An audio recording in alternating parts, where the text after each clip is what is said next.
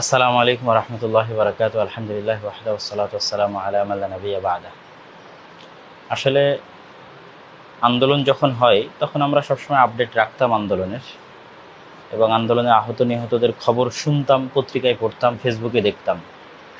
সরাসরি কোনোদিন আসার সুযোগ হয়নি, তবে ইচ্ছা ছিল, আন্তরিক ইচ্ছা ছিল তাদের কাছে যাওয়ার, তাদের পাশে দাঁড়ানোর। এত দেরিতে এসেছে, এটা আমাদের ব্যর্থতা। এই ব্যর্থতা আমাদের স্বীকার করতে হবে, কেননা তারা আসলে এই দেশের জন্য পরিশ্রম করেছে, আমাদেরকে স্বৈরাচার থেকে মুক্তি দিয়েছে। সুতরাং তাদের এই অবদানকে যদি আমরা অস্বীকার করি, এটি হবে অকৃতজ্ঞতা। তো অকৃতজ্ঞ জাতি কখনোই সফল হয় না। তো আমরা হয়তো এখন পর্যন্ত অকৃতজ্ঞতারই পরিচয় দিয়েছি। তো যেন পরিপূর্ণ অকৃতজ্ঞ না হই, ন্যূনতম হলেও যেন কৃতজ্ঞতা থাকে, সেই লক্ষ্যে মূলত আজকে আমাদের আশা এবং দেখার চেষ্টা করা, গল্পগুলো শোনার চেষ্টা করা, পরিবেশটা বোঝার চেষ্টা করা।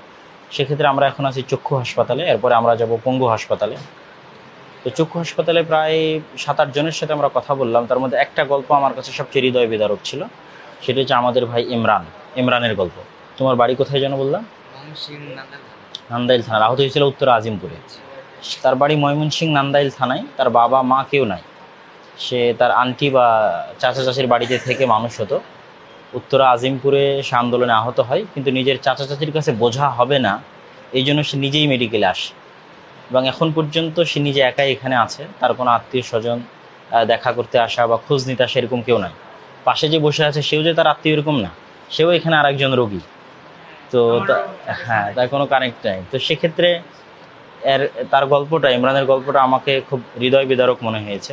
এরকম আরও কত ইমরান কত জায়গায় আছে, আল্লাহ ভালো জানে। হয়তো তারা চিকিৎসাটা এখানে পাচ্ছে, সরকারিভাবে হয়তো চিকিৎসার এখন পর্যন্ত সুবিধা আছে, কিন্তু এই চিকিৎসা পরবর্তী সময়ে কি হবে, বা এখন পর্যন্ত যে হাজার হাজার ছেলে এখান থেকে রিলিজ নিয়ে বের হয়ে গেছে, বা তারা আসলে কি অবস্থায় আছে। আমরা এরকমও গল্প দেখলাম যে গার্মেন্টসের চাকরি ছিল, আহত হয়েছে, চাকরি চলে গেছে। একটা ছেলের সাথে তার বাবা এসেছে, তার বাবা ড্রাইভারের চাকরি করতো, চাকরি চলে গেছে, এখন ছেলের সাথে মেডিকেল আছে। তাদের আসলে কর্মসংস্থানগুলো কিভাবে হবে, আর এই সমস্ত যুবক ছেলেপেলেদের ভবিষ্যৎ কি হবে, এটা বড় একটা প্রশ্ন দেশের কাছে এবং জাতির কাছে এবং রাষ্ট্রের কাছে। এই ডাক্তার আমাদেরকে বললো যে আমাদের চোখ মানে ইয়ে হয় আর আমরা আগের মতো দেখতে পারবো না। মানে আগের মতো দেখতে পারবে না, এটা মোটামুটি অনেকের ক্ষেত্রেই নিশ্চিত। মানে যে চোখটা দেখা যায় ওটা আবঝা আবঝা দেখা যায়। আল্লাহ সহজ করুক। তো আমরা চেষ্টা করছি নতুন একটা প্ল্যাটফর্ম থেকে দেশ ও জাতির রাজনৈতিক এবং অর্থনৈতিক সকল সংকট নিয়ে কাজ করবো। এই মর্মে আমরা নতুন একটি প্ল্যাটফর্ম থেকে যাবতীয় কার্যক্রম পরিচালনা করার উদ্যোগ নিচ্ছি, এবং তার পক্ষ থেকে মূলত আজকে আমরা এসেছি। আমরা এখনও কোনো নাম বা ইত্যাদি কোনো কিছু ফাইনাল করিনি। এগুলো ফাইনাল হলে আমরা আপনাদেরকে জানাবো ইনশাআল্লাহ। দোয়া করবেন যেন দেশ ও জাতির উম্মার, মুসলিম উম্মার রাজনৈতিক এবং অর্থনৈতিক সকল সংকটে, দেশ ও জাতির সকল সংকটে যেন আমরা পাশে থাকতে পারি।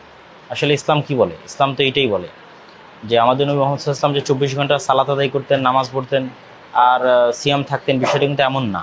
5 ওয়াক্ত সালাত শেষে উনি মানুষের সেবা করতেন, মানুষের সমস্যার কথা শুনতেন, সমস্যার সমাধান করতেন। সেই গুণটা কিন্তু আমরা হারিয়ে ফেলেছি, আমরা আলেম সমাজ। এই জন্য দেশের যে কোনো পট পরিবর্তনে আমরা স্টেক হোল্ডার হতে পারি না, স্টেক হোল্ডার থেকে আমরা বিচ্ছিন্ন হয়ে যাই। এখনও আমাদের স্টেক হোল্ডার একটা হওয়ার সুযোগ ছিল, বা যেটা আমরা হাতছাড়া করেছি, এখনও যতটুকু আছে সেটাও হাতছাড়া করতেছি। তো আসলে রাজনীতি বলতে যে শুধু গণতান্ত্রিক ভোটের রাজনীতি, বিষয়টা এমন নয়, ঠিক আছে? বরং আরও অনেক কিছুই করার সুযোগ আছে, যে সুযোগগুলো এতটা ব্যাপক পরিবর্তন রাখতে পারবে সমাজে এবং রাষ্ট্রে, যেটা গণতান্ত্রিক ভোটের রাজনীতির মাধ্যমেও রাখা সম্ভব নয়। সেই সুযোগগুলোই নেয় বিভিন্ন এনজিও, বিভিন্ন পাশ্চাত্য সংস্থা, সেখান থেকে আমরা দূরে আছি। তো আমি চাইবো আলেম সমাজ এগিয়ে আসুক, আমরাও এগিয়ে আসার চেষ্টা করতেছি, এবং আমাদের জন্য দোয়া করবেন যেন দেশ ও জাতির সংকটে তাদের পাশে থাকতে পারি। আসসালামু আলাইকুম ওয়া রাহমাতুল্লাহি ওয়া বারাকাতুহু। তোমার কি অবস্থা ভাই? না, এমনি তোমার গল্পটা, তোমার দেশের বাড়ি, জেলা। আসসালামু আলাইকুম, আমার নাম মোহাম্মদ রাশেদ। আমার বাড়ি হচ্ছে মাদারীপুর, থানা কালকিনি, জেলা মাদারীপুর। আমি আহত হয়েছি সিলেটে। ওখানে আমি একটি জব করি।